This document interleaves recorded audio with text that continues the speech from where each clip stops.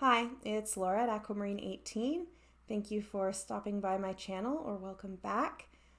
I am here with another installment of 31 Days of Tarot 2020 hosted by Ethany. And I will, of course, as always, leave all of the hashtags below so you can find all of the other great channels that are participating this year. It's my first year doing 31 Days of Tarot. I haven't had a YouTube channel during a January before. So I'm having a lot of fun. It's, only a couple of days in, but I've already found some new channels to subscribe to and had some good chats with folks in the comments, of my own video and others' videos as well. So thank you to Ethany for hosting, and yeah, having a great time so far. So today's prompt is for day 5, and day 5 asks us to talk a little bit about what working with tarot has taught us over the last decade between 2010 and 2019. And, there's a lot of things I could say in response to this prompt. I think for most or all of us, we would say that working with tarot has taught us a lot of different things. And my reflections here are not necessarily all that decade specific. I got my first tarot deck in 2001 or 2 from my family, and I fell in love with it then. But then there was a period through my late teens and early 20s where tarot totally kind of fell out of my life. The deck went to the back of the closet in my parents' house, and I've been reconnecting now. So the majority of my tarot practice really has been during this last decade. So when I think about what tarot has taught me in that decade, I'm really thinking about what tarot has taught me in general, just overall. So I kind of came up with a couple of things to talk about specifically in terms of things that tarot has taught me. And I tried to focus on things that I thought maybe, others who are watching this video might get something from, that is not perhaps too specific to me, but that I feel like I have things to say about, I guess. So this video is very unplanned. This is not like my top 5 videos where I've got an order and I know exactly what I'm going to say. This prompt is very much, going to be very, very loose. This is going to be very rambly. So, bear with me, and hopefully I make some amount of sense. You can tell me if I make sense in the comments. So what has tarot taught me? I think that the first and foremost thing that comes to mind has to do with the value of intuition and trusting my intuition, connecting with my intuition and being able to really tap into that and hear that. I think that at least in the kind of cultural context that I grew up in, intuition is really not valued very much. I think that often, we are presented with these kind of dichotomies of knowledge versus gut, or like intuition, right? That this kind of hard and fast analytical forms of knowledge, and intuition is a more kind of emotional response that is less valued. And I think that devaluing has a lot to do with intuition and inner knowing being feminized, i.e. like associated with women. And I think that, intuition is something that is often dismissed as, well, that's not based in anything. That's just kind of a gut reaction, or that's just, emotions taking over. That's not factual, And I feel like something that tarot has done for me is bring me to a place of valuing those aspects of myself, valuing, my emotional insight, valuing my intuition as a form of knowledge that is important and valid and, worthy of acknowledgement and a big part of who I am, and I've heard, other people talk about intuition as a kind of muscle, right? That you can develop, by working on it.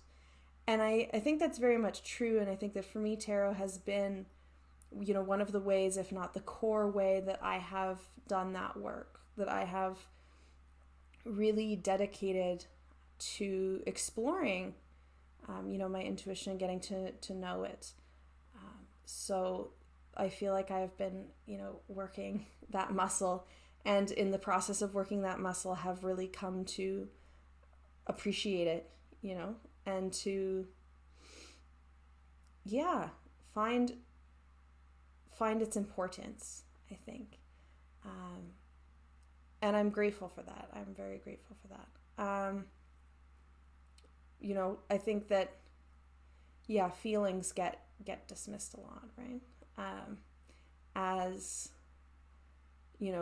maybe certainly emotions and feelings and intuition and gut feelings and things like this are, they're there, but they're not always treated as a way of knowing, in a way of knowing about oneself, in a way of knowing about the world, and knowing about, our relationships with others and with our environments and so on. And working with tarot has really helped me to both kind of find those aspects of myself and to value them.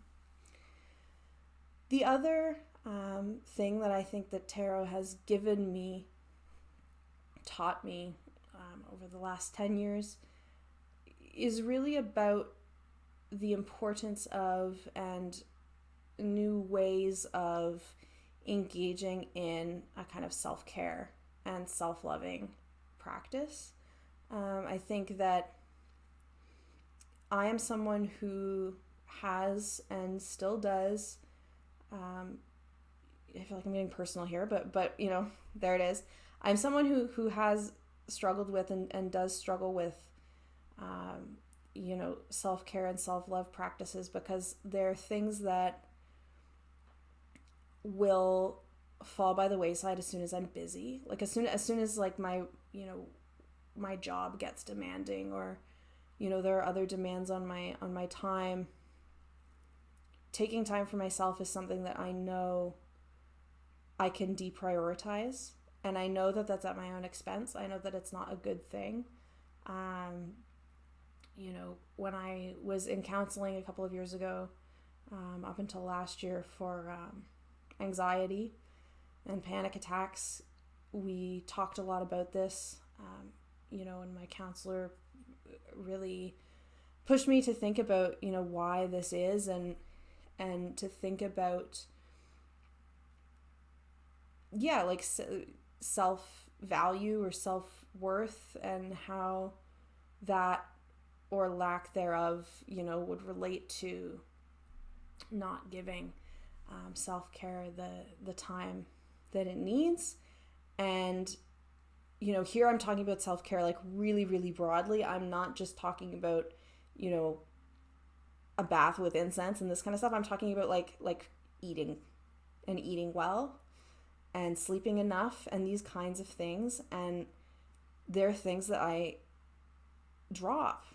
tend to drop, and I struggle not to drop when things get busy, and which is like when you need them the most, right? Or at least when I need them the most. Like when I'm, have a lot of demands on my time for work, and a lot of, demands on my energy and my relationships and things like this. It's like I need to be rested and eat well and take care of myself in order to be at my best for those things. And yet I recognize in myself this like persistent tendency to not do that. And I think that for me, tarot as a way of just taking some time for myself, even if I only sit down at my table for 5 or 10 minutes and, jot down something point form, it has become the way that I most check in with myself and see how I'm doing and see what I need.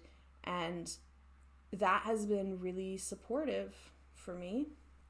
And, in perpetually working through, things like anxiety, tarot has become this kind of anchor that has given me new ways of, taking care of myself and showing myself some self-love, that I now, couldn't imagine these things not like being a part of my practice and a part of my life in the ways that they are, which is interesting.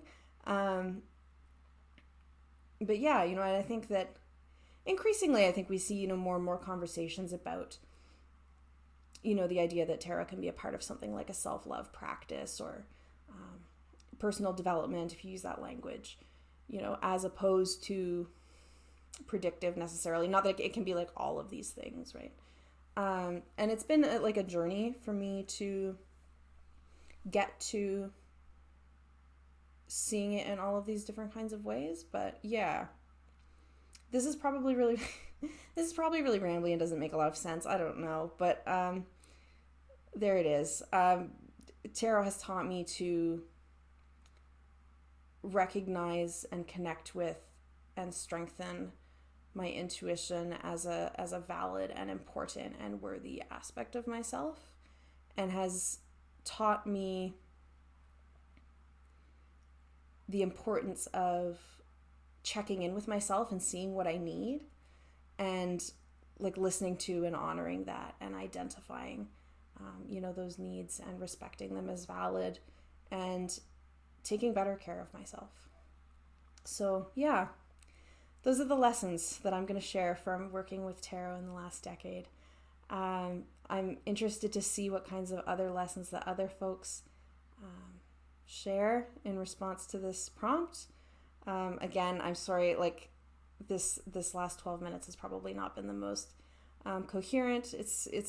It's a ramble, but hopefully what I've said in terms of lessons tarot has taught me has made some sense to you.